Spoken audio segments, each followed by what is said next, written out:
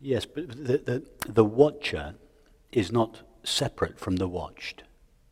Although at a certain stage in the teaching we conceptualize them as the witnessing presence of consciousness plus the objects of the body-mind world. But actually, we can, if we look for that distance between the subject consciousness that knows and the object that is known, we never actually find the distance.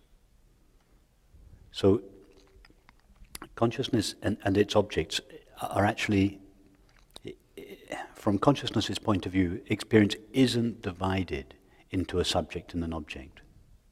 Mm-hmm. It is consciousness itself that is taking the shape of mind. By mind in this context, I mean mind in the broadest sense of the term, to include all thought and perception. It's not, I don't just mean thinking in this case. When I use the mind in this context, I mean the totality of objective experience, mm-hmm. thought and perception. It is consciousness itself that is taking the shape of thought and perception. And in fact, in order to bring manifestation into existence, consciousness has to limit itself. Because prior to manifestation, that is prior to the knowledge of an object, consciousness only knows its own unlimited being. That is its primary experience.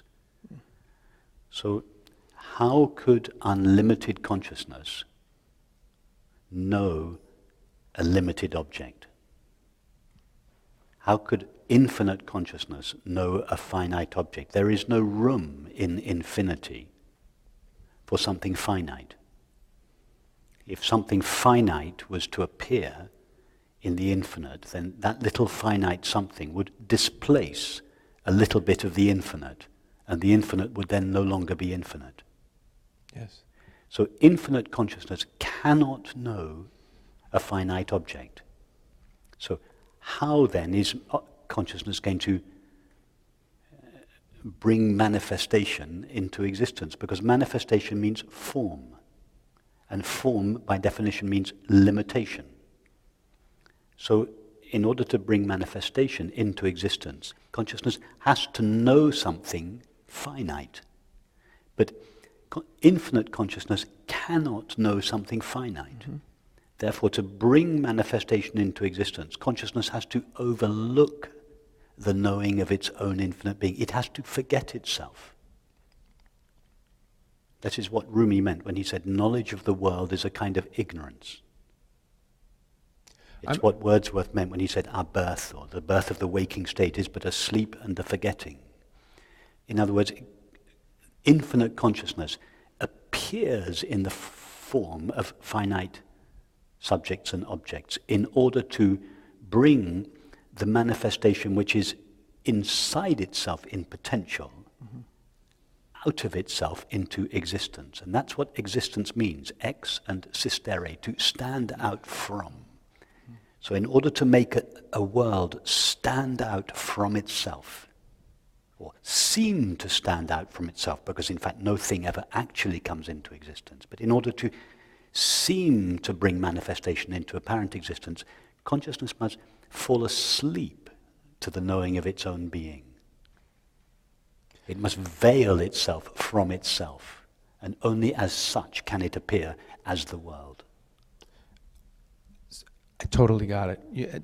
Ultimately, that's, I guess what I'm describing is the structure of that. You know, in the waking state, there's this ignorance happens where consciousness limits itself, yes. and appears as, you know, that's over there. And yes. But I guess what I'm describing is the structure. The structure of that limitation. Of that, yeah. When you say the structure of that limitation is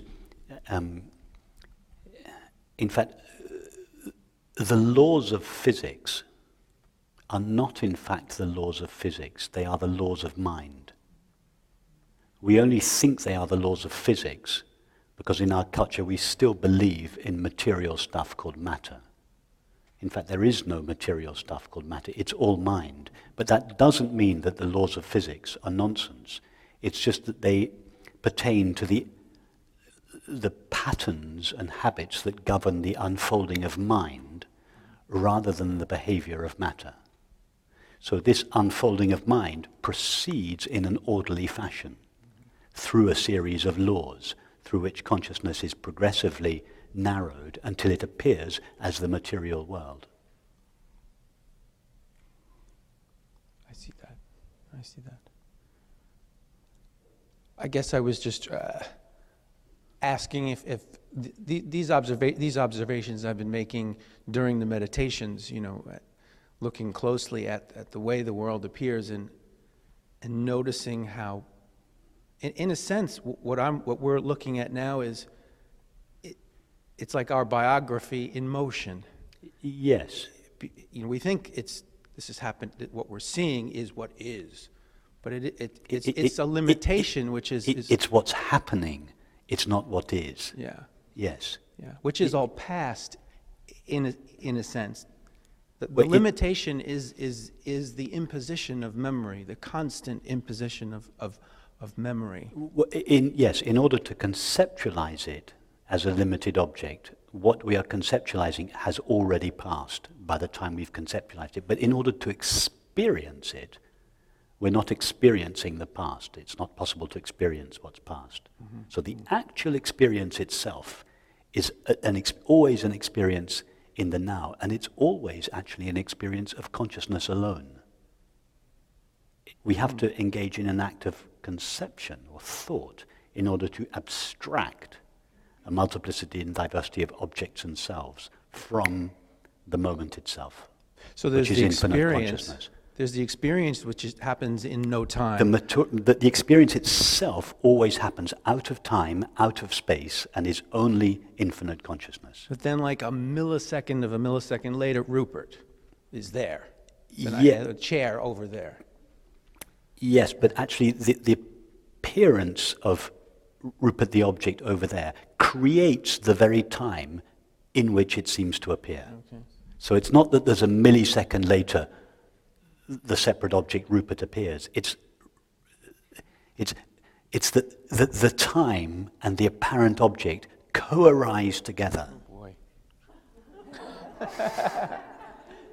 Because prior to the conception of the object over there is no time or space present in which the object or event can arise. So they're co-created. That's fun to contemplate. It is fun to contemplate because it takes thought right to the edge. You can't go there. It just before it goes over the edge. And that is actually the value of pondering this kind of thing. For some people, we're just having an abstract philosophical conversation. But to others, we are taking thought right to the brink. And then there is a moment when it falls. Yeah.